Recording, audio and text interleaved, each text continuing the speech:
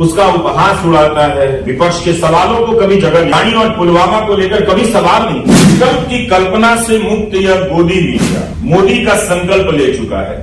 वह उनकी पूजा भी करता है और अपने दर्शकों से उनकी पूजा भी कराता है। एक एंकर जोड़कर बता रहा था कि प्रधानमंत्री 100 घंटे काम कर सकते हैं, तो युवा 70 घंटे काम के खिलाफ नागरिकों का आंदोलन नहीं होगा, लोग घर घर जाकर नहीं समझाएंगे, तब तक मुस्लिम का मैं इस्तेमाल नहीं करता। मैं अक्सर एंटी मुस्लिम का इस्तेमाल करता हूं, क्योंकि अब सब एक तरह। तो जब पत्रकारिता सांप्रदायिक हो जाए, उसके भीतर के लोग भीड़ की हत्या पर जश्न मनाने लग जाएं, क्या आप उसे संविधान का पाठ पढ़ा सकते? आज के गोदी मीडिया में हर तरह की बुरी आत्मा प्रवेश कर गई है। एक जो अच्छी आत्मा थी, संविधान की आत्मा, वो मीडिया से बाहर कर दी गई। एक सांसद ने नाम ले लिया कि चीन से पैसा ले, कहीं कोई प्रमाण नहीं। उस पर मुख्य धारा के गोदी मीडिया ने उस पर बहस। अभिसार खुद पत्रकार है, तो अब पत्रकार को उसके लिए खड़ा। मीडिया की बात जब भी करता हूं तो हमेशा उस मुख्य धारा की बात करता हूं। सरकार और बाजार कई लाख करोड़ रुपए के विज्ञापन देते हैं आप लोगों को। इस पेशे को लोकतंत्र की अनिवार्य एजेंसी के रूप में देखा जाता है, जिसे लाखों करोड़ रुपए का विज्ञापन मिलता है। अब तो ये लोकतंत्र का अनिवार्य हक में आप गोदी मीडिया के चैनलों में प्रोडक्ट के आधार पर फर्क करना चाहें तो आप नहीं। ये जो अच्छी आत्मा थी, संविधान की आत्मा, वो मीडिया से बाहर कर दी गई। एक सांसद ने नाम ले लिया कि चीन से पैसा ले, कहीं कोई प्रमाण नहीं। उस पर मुख्य धारा के गोदी मीडिया ने उस पर बहस। अभिसार खुद पत्रकार है, तो अब पत्रकार को उस मीडिया से लड़ना पड़ रहा है अपने अस्तित्व को बचाने के लिए। तो आम नागरिक की क्या हालत होगी आप समझते? वो ट्वीट कुमार जी, अशोक जी, कबीर साहब, आकृति जी और नितिन जी, मैं आयोजक को कारण पता है कि मैं क्यों बाद में आया और क्यों पहले चला जाऊंगा, पर यह बेअदबी भी नहीं थी कि किसी वजह से मैं देरी से आया। ये मेरी फितरत भी नहीं है देर से आने की। तो फिर से आप सभी को क्षमा, आप सभी से क्षमा मांगता हूं। और बिना तैयारी के अब बोलने की आदत मेरी है, तो इसलिए काफी तैयारी करता हूं। और इस बात की चिंता थी कि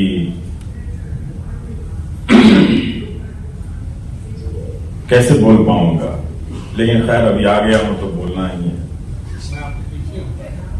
जी। और फोन रख दीजिए, हाथ आपका हाथ दर्द करेगा, सुन लीजिए पहले। हाँ, नहीं आप सुन लीजिए।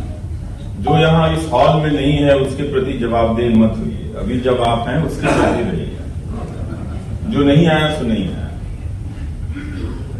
10 साल हो गए इस मीडिया पर लिखते बोलते हुए, और इस दौरान इसको भीतर से बाहर से परखते हुए और अपने ही बोले हुए को बार बार संदेह की निगाह से देखते हुए कि कहीं कितना इसमें अतिरेक है और जो बोला जा रहा है वो वास्तविकता की कितनी करीब। हर बार लगता है और अब ज्यादा लगता है कि जो मौजूद ही नहीं है उसके बारे में बोलना बहुत मुश्किल है। मीडिया का जो आकार है वो अब उसके नाम में बचा है। उसका जो काम है वो निराकार हो चुका है, वो है नहीं। अब उसके बारे में मुझे बोलना है। कुछ पत्रकार होते, अच्छी बुरी गलतियां होती तो उनका विश्लेषण किया जा सकता है। क्या ऐसा हो सकता है कि आप क्रिकेट नहीं खेलते फिर भी आप क्रिकेट कहलाएंगे? ऐसा हो सकता है? ऐसा नहीं हो सकता है। लेकिन आप बिना पत्रकारिता किए हुए मीडिया या एंकर कहला सकते हैं। मैं मीडिया की बात जब भी करता हूं तो हमेशा उस मुख्य धारा की बात करता हूं, जिसे सरकार और बाजार कई लाख करोड़ रुपए के विज्ञापन देते हैं आप लोगों के लिए। इस पेशे को लोकतंत्र की अनिवार्य एजेंसी के रूप में देखा जाता है, जिसे लाखों करोड़ रुपए का विज्ञापन मिलता है। अब तो ये लोकतंत्र का अनिवार्य हत्यारा बन गया है। आज चुनौती ये है कि अगर लोकतंत्र को बचाना है, संवैधानिक मूल्यों को बचाना है या बचे हुए लोकतंत्र को जिंदा रखना है कि जितना है उतना ही रख लें, तो इस मीडिया से लोकतंत्र को बचाना पड़ेगा।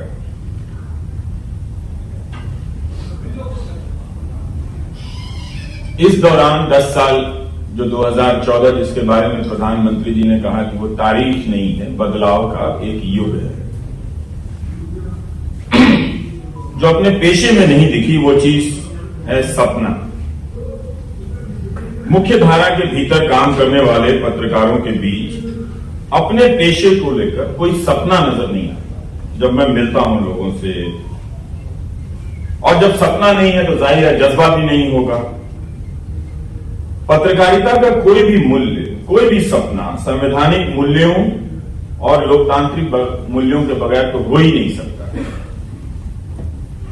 उनके भीतर का पत्रकार होने, अच्छा पत्रकार होने की होड़ या सपना, अब सब कुछ खत्म हो चुका है और सबने तरह तरह के बहाने ओढ़ लिए हैं।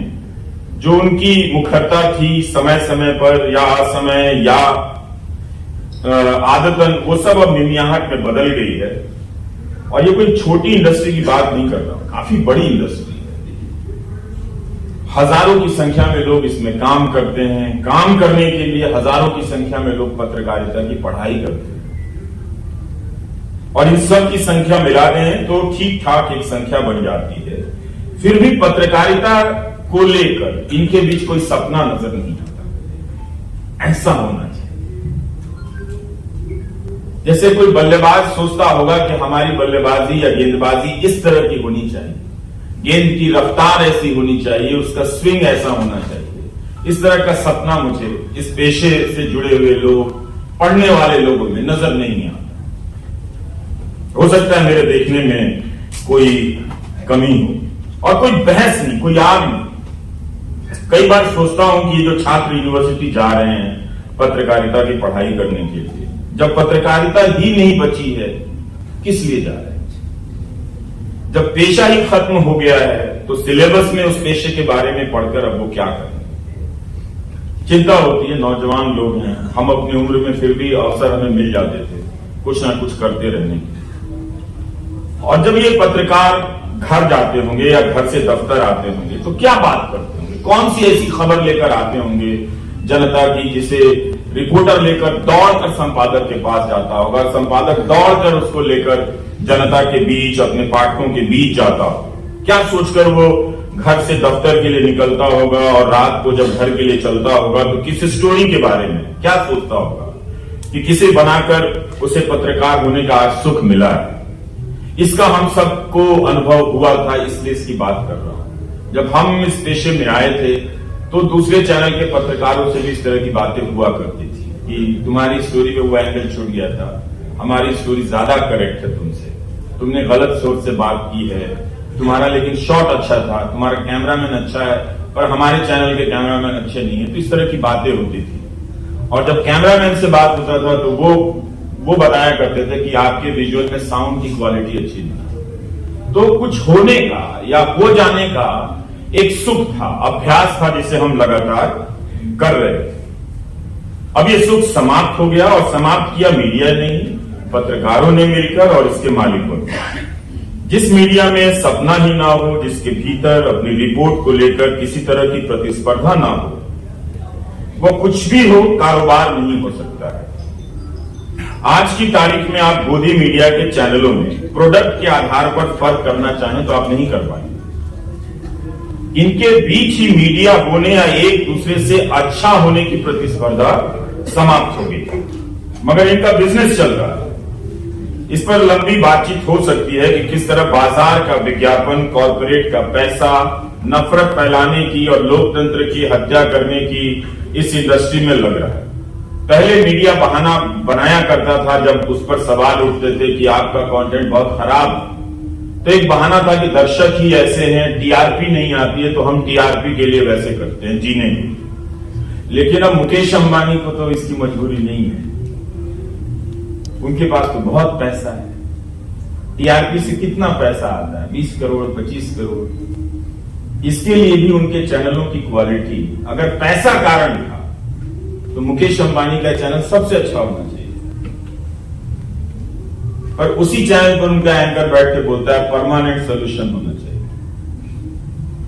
तो ये सब बहाना भी अब समाप्त हो गया है, मीडिया ने उसे उतार दिया और एक ऐसा मॉडल विकसित हुआ है जिसे देखकर कोई भी अब आश्वस्त नहीं हो सकता कि हमारा लोकतंत्र सुरक्षित है। यही वो मीडिया है जो 2014 के पहले नागरिक पत्रकारिता की बात करने लगा था, सिटीजन जर्नलिज्म के नाम से। नागरिकों की तरफ से सवाल पूछकर उन्हें सशक्त बना रहा था और बीच बीच में भटक भी जाता था, भूत प्रेत करने लगता था और फिर अपने काम पर लौट भी आता था कई बार, क्योंकि जनता के बीच ऐसा कुछ घट जाता था कि उसे लगता था कि उसके होने की तमाम जिम्मेदारियों में, तमाम भटकनों के बावजूद एक जिम्मेदारी है कि उसके बीच जाना है, क्योंकि जनता के बीच किसी तरह की सक्रियता नजर आती है। और इसीलिए आंदोलनों के बीच कई बार टेलीविजन चैनल स्टूडियो बनाने लगे और लाइव वहां से रिकॉर्डिंग होने लगी। जनता के बीच खड़े होकर वहां कुर्सी लगा दी गई और एक नया तरह का स्पेस बन रहा था। तो वो अक्सर वो जाता था क्यों जनता के पास? वो इसलिए जाता था कि वो अपने होने की शक्ति उसी से ग्रहण करता था कि ये हमारी ताकत है, ये हमारे पाठक हैं, ये हमारे दर्शक हैं। 2014 के बाद से मीडिया ने अपनी शक्ति के उस स्रोत को बदल लिया। वो सोच ही खत्म कर दिया कि हमें जनता से शक्ति नहीं लेनी है। सरकार से शक्ति लेने लगा और पूछना बंद कर दिया सरकार से, जनता से पूछने लगा। आपको चिन्हित करने लगा, आपके लेखकों को चिन्हित करने लगा, उन्हें गद्दार, देशद्रोह, तरह तरह के नामों से पुकारने लगा। वो एक तरह से जैसे चुनाव के समय पहले बाहुबली हुआ करते थे, उसी तरह से अब ये सूचना के नए बाहुबली, ये सारे लोग लखैत हैं। इनका काम आपको सूचना देना नहीं है, बल्कि यहां की सूचना कहीं और ना पहुंच जाए उसे रोकना है। ये सूचना के लखैत हैं ये सारे जो अभी आए हैं। ज्यादा अच्छा शब्द गुंडा लगता है, लेकिन ठीक नहीं लगता है, क्योंकि गुंडो वो कहीं और भी उसके कई सारे अर्थ निकल आते हैं। तो इसीलिए आप देखेंगे कि वो जनता को धमकाता है। यहीं पे जब ओलंपिक पदक विजेता महिलाएं प्रदर्शन कर रही थी, कहा करती थी कि हमारा इंटरव्यू लेने तो बहुत लोग आते, पर दिखता कहीं नहीं, उन्हें नहीं दिखाया गया। और जब किसान आंदोलन करने गए तो बिना जाने पड़ताल किए मीडिया ने झट से उन्हें आतंकवादी कर दिया। ये कभी नहीं हुआ। जिन्हें अन्नदाता कहा जाता था, पता नहीं किसानों के लिए कितनी अलंकृत शब्दावलियां विकसित कर दी गई थी कि ये हैं वो हैं, उन्हें एक झटके में आतंकवादी कह दिया गया, आंदोलन जीवी कह दिया गया। तो उन्होंने साफ कर दिया कि अब हमें इनसे अपनी शक्ति नहीं चाहिए।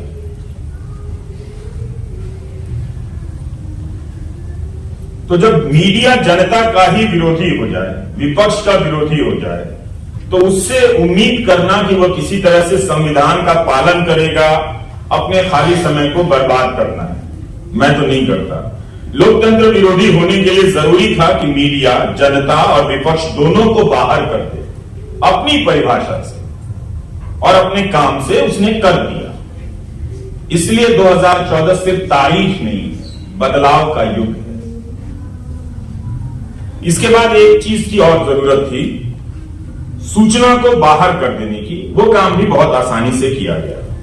कितनी खबरें आपको मंत्रालयों या खोज कर लाई गई हैं, आप जब अखबारों को पलटेंगे तो ऐसी खबरें या इस तरह की खबर कर लाने वाले पत्रकारों की पहचान या नाम अब आपको याद नहीं आएगा। खासकर जिस गोदी मीडिया, मेन स्ट्रीम मीडिया की मैं बात कर रहा हूं, और उन्हीं की बात कर रहा हूं।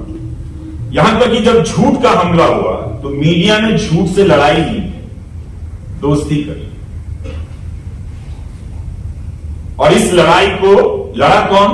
बाहर के लोग। ऑल्ट न्यूज, बूम लाइव, इन सबको आउटसोर्स कर दिया गया कि जो फेक न्यूज है इसका खंडन करना, इसको बताने का काम हम नहीं करेंगे। क्यों? क्योंकि फेक न्यूज जो है दरअसल वही सरकारी न्यूज था, वो पॉलिटिकल न्यूज था। तो अगर आप उस पॉलिटिकल फेक न्यूज का खंडन करते तो आप उसकी निगाह में आ जाएंगे। सबका मालिक एक है, तो इसलिए ऑल्ट न्यूज और बूम लाइव ने यह जिम्मेदारी उठाई, आउटसोर्स हो गया। ये छोटे छोटे संगठन मीडिया और सरकार के झूठ को अब फर्क करना बहुत मुश्किल है। ये फेक न्यूज किसका है, सरकार का है या मीडिया का है, सरकार के लिए है या मीडिया के द्वारा फैलाया गया फेक न्यूज। तो ये लोग अब लड़ रहे हैं। यह गोदी मीडिया भी अपने आप में सरकार का एक तरह से झूठ है। तो इसलिए जब आप मोहम्मद जुबैर की टाइमलाइन पर जाएंगे तो कमाल का काम मिलेगा। यह अकेला नौजवान सिर्फ भारत के फेक न्यूज की बात नहीं, इसराइली के समर्थन में जिस तरह के फेक न्यूज मटेरियल का इस्तेमाल होता है और जिस तरह से वो पर्दाफाश करता है, वो कमाल की बात है। तो ये सपना, ये करने का सपना मीडिया के भीतर के लोगों का होना चाहिए था, पर उसका नहीं है। जो हर 30 तारीख को ट्विटर पर अनाउंस करता है कि मुझे इतने पैसे की जरूरत है, अभी 1 लाख ही आए हैं, आप कुछ और पैसे दो। लेकिन विज्ञापन, और आप सब पैसा दे रहे हैं अखबार को, वो बंद कर दीजिए। आज से वो पैसा मुझे भेज दीजिए, मैं अच्छे अच्छे शर्ट खरीद के आपको तस्वीरें भेज दूंगा कि आपके उस 250 रुपए से देखिए कोई तो खुश है इस देश में। तो वो बंद कर दीजिए, नहीं तकलीफ होगी लेकिन बंद कर दीजिए वो काम। और बहुत सोच समझ के बोलता हूं। तो आए दिन ये नौजवान, अब इसने, और हर दिन ये जो समाचार एजेंसी है ANI, इसके न्यूज को वो कितनी बारीकी से पकड़ता है। कई बार इस तरह से पकड़ता है कि डिलीट करना पड़ जाता है ANI को अपने ट्वीट से। हर समय वो पर्दाफाश करता है, तो वो लगातार, तो पता है कि हर समय में मीडिया के भीतर एक विषय बनता है और उस विषय के हिसाब से जो योग्य पारंगत लोग होते हैं वो ले आए जाते हैं कहीं से, लेकिन कहीं नहीं, क्योंकि सारे अखबार के मालिकों को, चैनल के मालिकों को पता है कि जो फेक न्यूज है, जो व्हाट्सएप यूनिवर्सिटी का प्रोपेगेंडा है, वो साहब का है, आप उस पर हाथ मत डालो। ये काम करना आपका नहीं है, बल्कि हो सके तो उसी में से लेके कुछ अपनी शाम का डिबेट निकालो। तो आज मीडिया के झूठ से लड़ने के लिए एक मीडिया चाहिए, अपने दम पर आपको ही खड़ा करने की जरूरत है। इसीलिए कहा कि जो मौजूद नहीं है, जिसका अस्तित्व नहीं है, जो भारत में है ही नहीं, उस मीडिया पर बोलना कितना मुश्किल है। गोदी मीडिया के पत्रकारों ने अपने भीतर के पत्रकार की पहले हत्या की। ये बहुत जरूरी था कि पहले अपनी संवेदनाओं को, अपने पेशेवर क्षमता को, कौशल को वो मारे, तभी वो काम कर सकते थे। अब वो काफी दूर निकल आए हैं। हम सबको पत्रकारिता में पढ़ाया गया कि कुछ नहीं तो 5 W याद रखना, who, what, when, why, where. अब इसकी जगह एक ही W है, व्हाट अबाउटरी का, उसी से ये काम चलाते रहते हैं। तो इसकी आड़ में वो अपने झूठ को सच साबित करता है और इसने खुद को खबरों से, सूचनाओं से विहीन कर लिया है। लोकतंत्र को जनता और विपक्ष से विहीन कर दिया है। इस मीडिया के स्क्रीन पर विपक्ष और जनता अब नजर नहीं आती है। इसकी खबरों का भी एक ही चेहरा है, प्रधानमंत्री नरेंद्र मोदी। सुंदर चेहरा है। इस चेहरे के बगैर उसके पास कोई और सूचना नहीं है। एक नई तरह की सूचना गढ़ी गई ताकि लोगों को पता न चले कि सूचना गायब है। इन 10 वर्षों में प्रधानमंत्री की लोकप्रियता अलग अलग राज्यों में घटती भी रही, बढ़ती भी रही, लेकिन उनके प्रति गोदी मीडिया एक समान से निरंतर निष्ठावान बना रहा, क्योंकि वह उनमें समाहित हो चुका है। वही उनके संपादक हैं, वही उनके समाचार हैं, वही उनके विचार हैं, वही उनके प्रचार हैं। आप सभी आचार हैं और बेकार हैं। इस मीडिया में आप मोदी, बीजेपी, RSS, बजरंग दल सबके गुण देख सकते हैं, मगर विपक्ष को जब ये दिखाता है तो मरियल सा बताता है, उसका उपहास उड़ाता है, विपक्ष के सवालों को कभी जगह नहीं देगा, अदानी और पुलवामा को लेकर कभी सवाल नहीं करेगा। और इस तरह से दिखाता है कि वो दिखाई ना दे, उनका काम नजर ना आए, उन्हें जो भी समर्थन मिल रहा है उसे रिजेक्ट करता है। राहुल गांधी, आदित्य ठाकरे, तेजस्वी यादव, ये सब 50 के आसपास और उससे नीचे के नेता हैं उम्र के हिसाब से। तो ये नई पीढ़ी के नेता थे। इन्हें जोकर बनाकर पेश करेगा, इन्हें करप्ट बनाकर पेश करेगा। उस देश में जहां युवा नेताओं की बात होती है, वहां इन युवा नेताओं को नहीं दिखाएगा, बल्कि 70 साल के नेताओं को युवाओं के नेता के रूप में लगातार पेश करता है। उनके काम करने के घंटे का प्रचार करेगा, उनसे सवाल नहीं करेगा।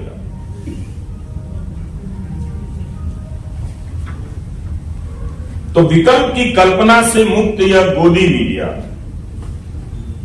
मोदी का संकल्प ले चुका है। वह उनकी पूजा भी करता है और अपने दर्शकों से उनकी पूजा भी कराता है। एक एंकर जोड़कर बता रहा था कि प्रधानमंत्री 100 घंटे काम कर सकते हैं, तो युवा 70 घंटे काम क्यों नहीं कर सकते? देश में बेरोजगारी है, काम नहीं है, कम सैलरी की नौकरी है, लेकिन यह उपदेश दे रहा है कि आप 70 घंटे काम क्यों नहीं कर सकते? जैसे सभी को काम मिल गया है, बस युवाओं ने काम में मन लगाना छोड़ दिया। वो दफ्तर नहीं जा रहे हैं, वो छुट्टी पे घर बैठे हुए हैं। 2019 में इन युवाओं से कहा गया कि पकौड़ा तलना भी रोजगार है। अब उसे सुनाया जा रहा है कि 70 घंटे काम करो और काम का पता नहीं। वो आजीवन सैनिक बनना चाहता है हमारा युवा, आपने 4 साल का अग्निवीर बना दिया। यह एंकर क्यों नहीं कहता कि जवान को पूरी नौकरी मिलनी चाहिए, लेकिन इसके विकल्प में किस तरह के सवाल मीडिया समाज के बीच पहुंचा रहा है? इसलिए कि इसे जनता की बात करनी ही नहीं है, जनता को डांट लगानी है। इसने बहुत दुस्साहस के साथ जनता को बताकर सामने से नजर मिलाकर जनता को ही भगा दिया। और हैरानी होती है कि जो जनता शाम को दर्शक होती है, सुबह पाठक होती है, कैसे इसे सहन कर रही है? क्या इसके पास इस गोदी मीडिया के को ना देखने का कोई भी लोकतांत्रिक तरीका नहीं बचा है? भारत के लोकतांत्रिक इतिहास में मीडिया समय समय पर कभी स्वतंत्र रहा, कभी नहीं रहा, कभी आधा रहा, कभी गुलाम रहा, मगर इसका पाठक कभी भी गुलाम नहीं था, इसका दर्शक कभी भी गुलाम नहीं था। वह एक स्वायत्त संस्था थी दर्शकों और पाठकों की। मगर अब पाठक और दर्शक होने की स्वायत्तता ही समाप्त हो गई है। जिस तरह से पत्रकारों ने अपने भीतर के पत्रकार की हत्या कर दी, उसी तरह इन दर्शक